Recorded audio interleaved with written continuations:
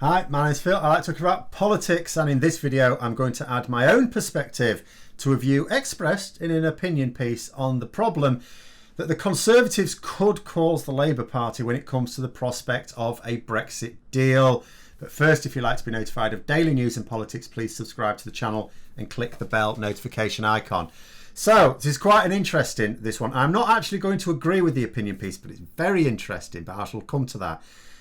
Essentially what happened when Keir Starmer took over the leadership of Labour.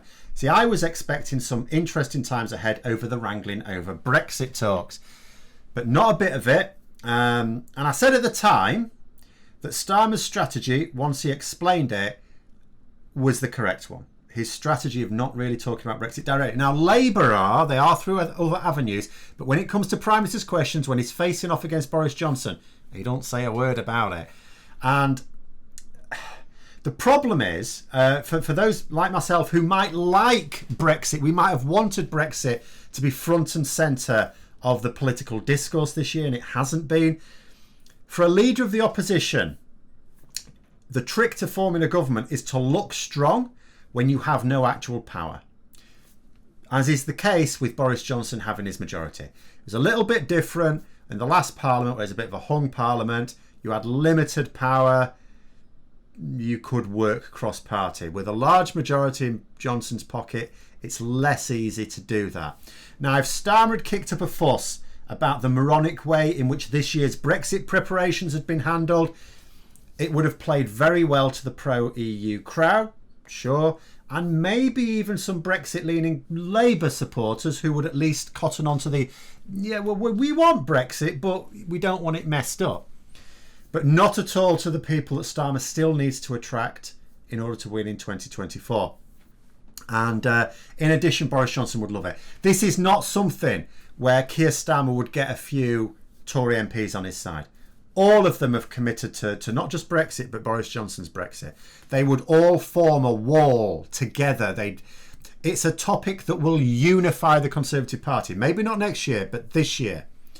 Boris Johnson would love it. Love it. He'd be facing questions every week where he can just bang the Brexit drum like a demented 5-year-old. Starmer instead opted to poke at Johnson over his very messy COVID handling. This not only united the country in a way that Brexit never could, but also made for uncomfortable listening for Conservative MPs. And it's worked. Johnson has been chewed up and spat out, so completely in fact, that more recently Starmer has turned to putting Rishi Sunak in the firing line as someone potentially taking over as Prime Minister next year. But of course Brexit isn't going away. Not for Labour, not for anyone. Here is the tricky situation facing the party. So, 1.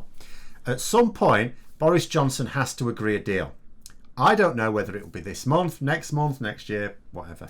All I know is that it won't be what was promised, and it will not be a good deal for the UK. Secondly, as the opinion piece noted, which I'll link down below of course, Boris Johnson can agree the terms of a deal without needing to let Parliament vote on it. Parliament gave him a blank cheque on that one earlier this year. However, as the piece also notes, Boris Johnson could cause a lot of trouble by letting Parliament vote anyway. It could cause a lot of harm to Labour. Now, essentially, Starmer's Brexit strategy this year has been to butt out and let the Conservatives own Brexit now. It's their deal, their negotiations, their mess. Own it completely. Fine, and this has worked. However, if Boris Johnson, just let's say, and I don't think this will happen, but let's go through this first. If Boris Johnson brings the deal back to Parliament, what do Labour do with it? You know, they have, as always with any vote in Parliament, 4 options. They can support it, they can abstain from it, they can reject it, or they can give a free vote. So let's go over the potential consequences for Labour for all 4, but then explain why I don't think Boris Johnson will ultimately do it. That being said, I am going to just point out here, I am not in any way, shape or form attempting to predict anything happening in 2020. Only an idiot does that anymore. And also, I also don't want to say that Boris Johnson is going to be entirely predictable, especially now that his decision maker has gone and he's got a new one. I think trying to predict what Boris Johnson will or won't do in 2020 is a mug's game. But the first one, so if let's say Labour support the deal, so they say, okay, this is better than no deal, it's a bit crap, it's not what you promised, there's all these flaws with it, but it is actually better than no deal. They are still taking part ownership of it because they'll have supported it, especially as whatever deal Boris Johnson brings to Parliament will inevitably be rejected by some in his party. You know, that Brexit unity goes away as soon as Brexit becomes real. At the moment, it's not real. There is no deal. At the point at which it becomes real, that is when you can potentially poke at the Conservatives, but also you can poke at Labour. So Labour, if they support it and it passes on that basis, they'll have been instrumental in implementing a less than ideal Brexit deal, simply because it was better than nothing. So they would be buying a part share in Brexit, something Starmer wished to avoid. Labour could abstain. This may be the safest in some ways. It would certainly fit as well. Starmer has already whipped MPs to abstain on the vote for a bill earlier this year that was not really acceptable, but it was better than the status quo.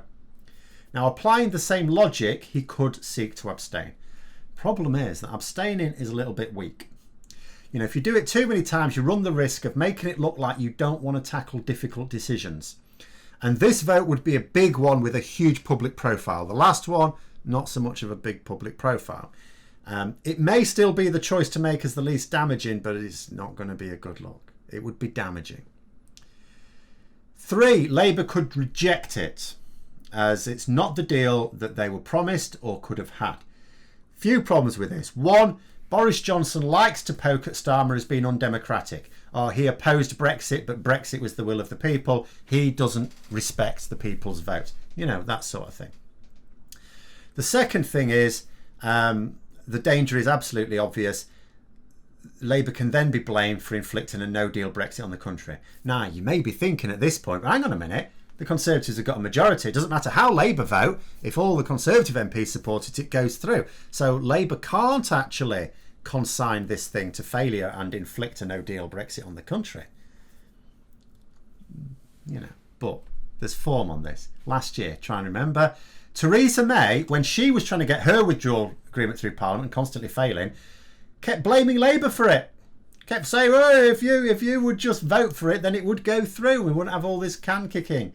But, you know, she never used to say to her own MPs. Everyone tried to say, hang on a minute, if all your MPs voted for it, there were enough opposition MPs voting for it anyway, with or without permission from their party leaders. So she only needed to get all her MPs to vote for it, and it would have gone through. She couldn't do that. But that's how you play party politics. She knows full well it's her own rebels that were stopping it getting through, but it's a nice idea to blame the opposition party. 4, Labour could allow a free vote. Now, another danger for Starmer, of course, is running the risk of whipping for a vote on a crucial issue where it's not straightforward for Labour. See, some in the Labour Party still think Brexit's a good idea, or even if they don't, at least think that we should go through with it. You know, will of the people and all that, even though it isn't. Some still stick to the delusion that Labour lost the last general election because they didn't adopt enough Tory policies, you know, like Brexit, despite the overwhelming evidence to the contrary.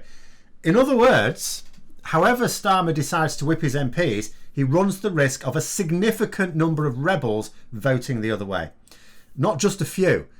Could easily be lost. Because in such situations like that, often you would give a free vote, but only if it's if you can call it a matter of principle. You know, you could say, and you can always justify it in politics. You could say that the Labour position was for the people to vote on the terms of a deal in a referendum. That was in the manifesto. And if the government won't give that, then at least let MPs vote according to what they believe is in the best interests of their constituents, and you don't whip MPs to do anything. Now, some may point to former Labour areas that are strongly in favour of Brexit.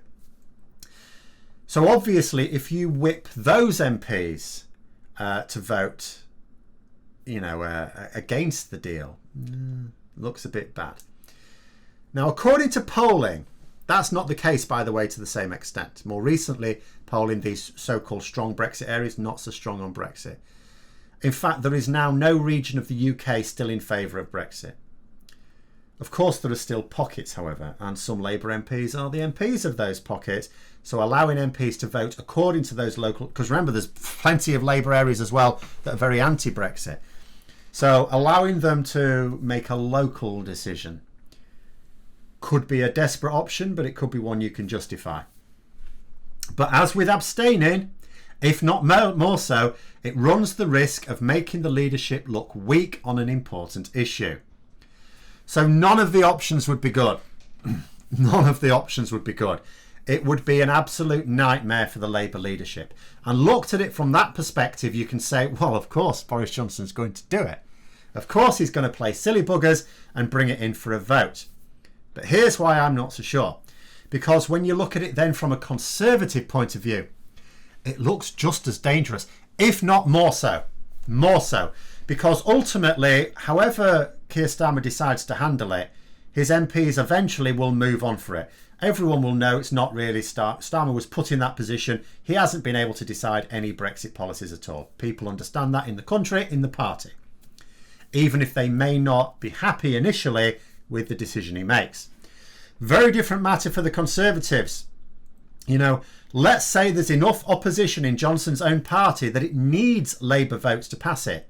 Is he really going to risk Labour voting for it and getting it through on that basis?